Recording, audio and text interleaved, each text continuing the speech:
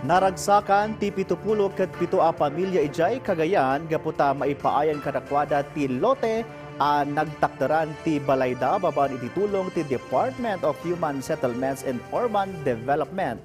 Anya nga ta ti dibalanan da a proseso. Ada detalye ni Dayan Monica Tukay. Iti Cagayan, 77 a pamilya nga informal settlers iti Barangay Gado Solana, tagnumar iti Enhanced Community Mortgage Program, ti Social Housing Finance Corporation iti sidong ti Department of Human Settlements and Urban Development. Binayadan ti ahensya ti 3.5 million pesos a presyo ti daga, babari ti cheque kini Fidela Ibay, a landowner iti nasao adiso.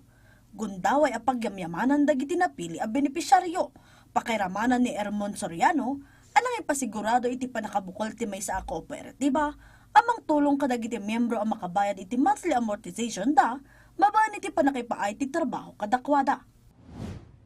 Sa phase 1 po, sabi ko, hindi po ako sumali dati. Ngayon po, nung nagtagal-tagal po, naunawaan ko at nakita ko pa yung kagandahan ng programang ito. Kaya hinimok ko po yung mga natitira pa pong kababaryo po namin. Sumali na rin po para kahit isa sa amin hindi makaliksaan na mabigyan ng pagkakataon. May paayan dagiti benepisyaryo iti titulo ti daga. Babaan iti nasa o programa, tapno madagiti may bilang nga informal settler, ket agbalin na permanente amang tagikwa iti daga, anak ay saadan ti balayda, abayadan da iti 400 pesos tunggal bulan, iti lasod ti 25 atawan. Sigunmat kini Jones Thomas, tinasa o programa ket may sa asungbat tapno masolusyonan ti karit kadagiti illegal settler. Ang maadaan iti bukod da abalay a punteriya ti pambansang pabahay para sa Pilipino, 104PH, a proyekto ti nasyonal a gobyerno. Maliban po sa land acquisition, meron din po kami mga tulong na ginagawa, hindi lang naman pagpapautang.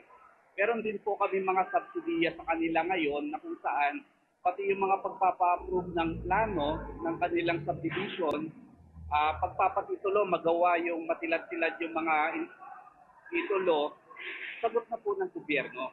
Impasigurado pa iti DSUD Region 2, apapartakan danti pa ng proseso kadagiti dokumento, tapno ad-ado a low-income families, ti matulungan.